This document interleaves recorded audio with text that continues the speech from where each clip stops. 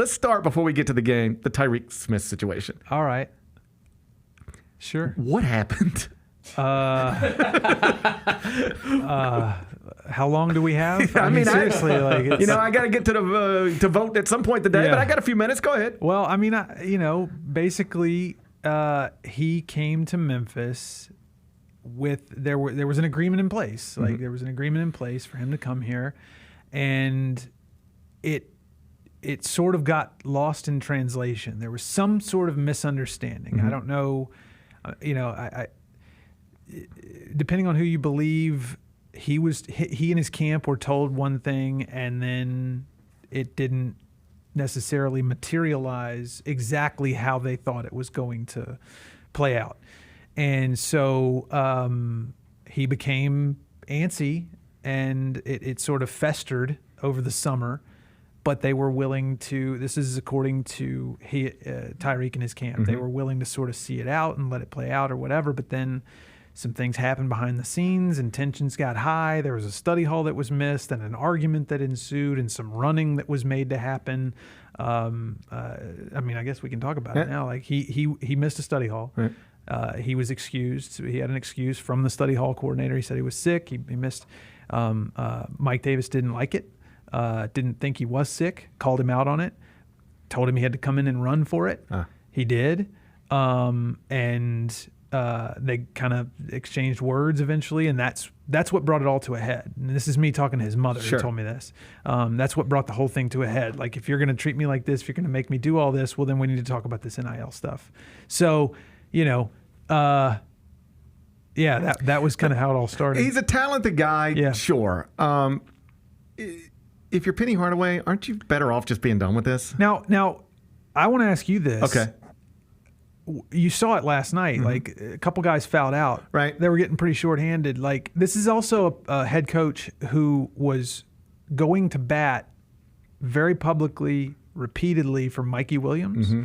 I don't know that I buy that Penny was like thinking that way. Right. That like, that we don't need this. Right. Like, I feel like he would have lived with all of that in order to keep a guy who was probably in the top 7 in the rotation. Right. I guess I should, in fairness to Penny, it's always easier for somebody like me to say, I wouldn't deal with this because I don't have to go win games. I'm sure there's an element of that. Right. But like, my job's not on the line. Yeah, right. Like, Memphis can win every game or lose every game. I'm going to be here. Right.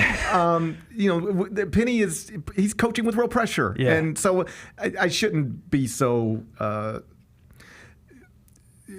I would not deal with like this. Reducing it down to that. Yeah, because if I were Penny Hardaway, maybe I wouldn't. Maybe I would deal with it because you got to win games. But to your point, yeah, though, just go. Yes, get out of here. Like and it's so much better if you ask me that this happens now as opposed to like that's right, December 2 or something like that. Like, you would much rather just go ahead and get it out of the way. Yes, he had been here since June, preparing as if he was going to be a big part of the team. And so you are now having to adjust, but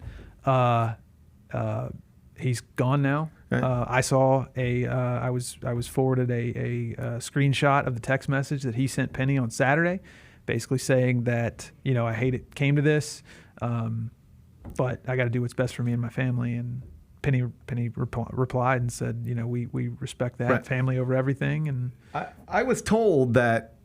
I mean, it seems pretty obvious he wasn't satisfied with what he was getting, but I was told he has deposited a significant amount of money from the Memphis Collective. There's no recourse there, is it? That's just Correct. money. That's just money gone. There's nothing you can do. Correct, and I've confirmed that with a source. Yeah.